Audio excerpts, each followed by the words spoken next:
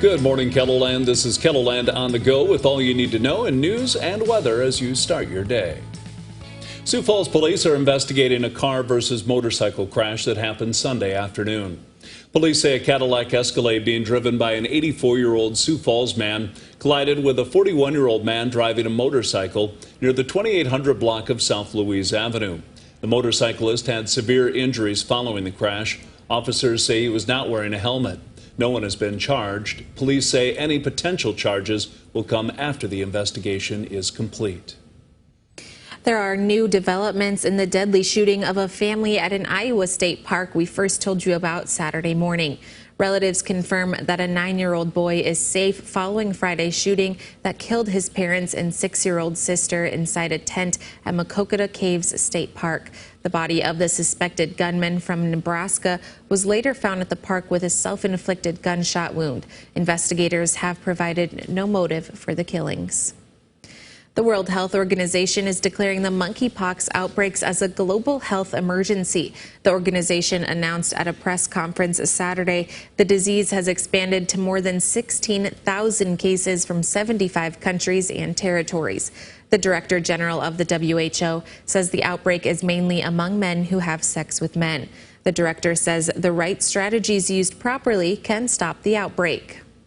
A zero-tolerance testing approach to reduce drunk driving and other alcohol-related crimes that started in South Dakota could broaden its reach nationally, despite concerns from critics that it restricts the constitutional rights of some participants.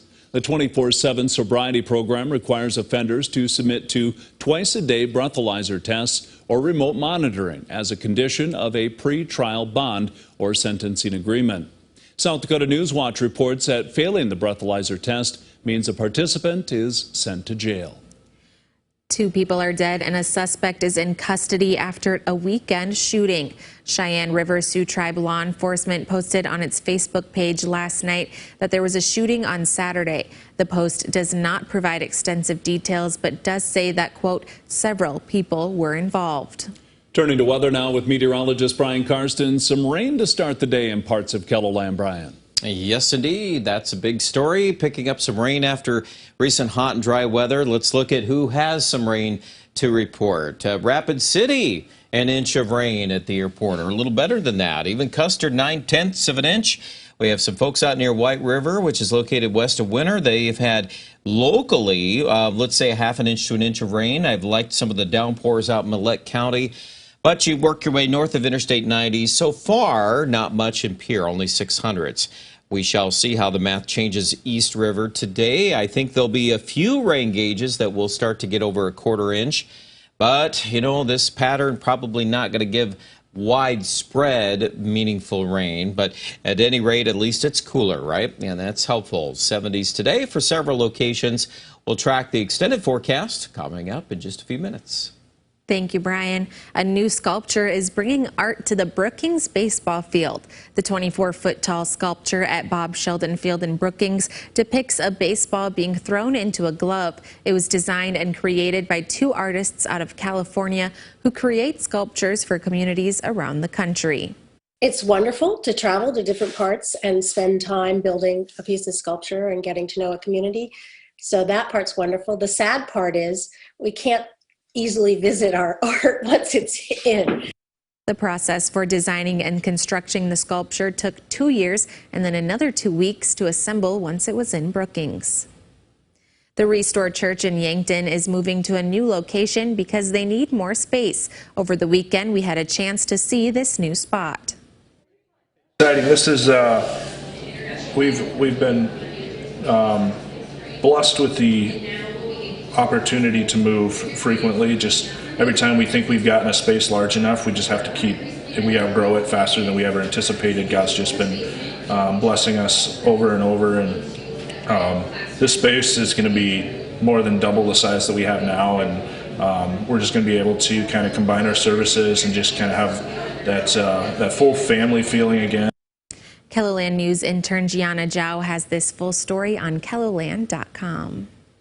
The 4th highest Mega Millions jackpot ever was only part of the buzz this weekend for South Dakota lottery players. One of the highlighted winners got South Dakota's 7th Lucky for Life second prize. The winning ticket was purchased at Ken's Superfair Foods in Aberdeen. The second-tier prize gives the winning player a choice of $25,000 a year for life or the cash option of $390,000. The Mega Millions jackpot continued its ascension over the weekend as jackpot for Tuesday currently sits at $790 million.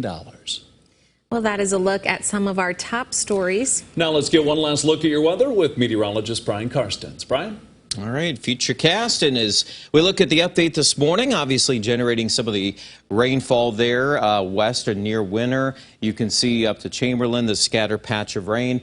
The thinking is that this will try to migrate in pieces here to the east through the late morning, so an opportunity is there for a few rain gauges to at least get a quarter-inch rain. Your best bet of that appears to be a little north of Interstate 90, centered from Wessington Springs to Huron. But again, this is kind of a generic outlook here, looking at Sioux Falls, probably more on the showery side at times. And then likewise, late afternoon, we could still regenerate some local thunderstorms, maybe down here in south central South Dakota, Winter, Gregory areas. Tonight, we can't rule out some scattered rain, but it's probably going to be a little more hit and miss.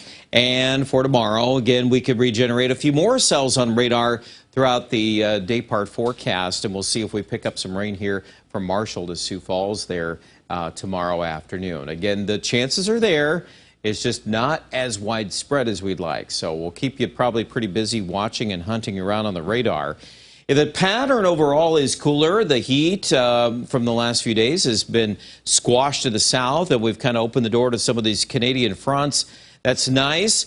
They can latch onto some moisture. There are better bets of more significant rainfall to our south in parts of Kansas and Missouri, where they've been dry as well.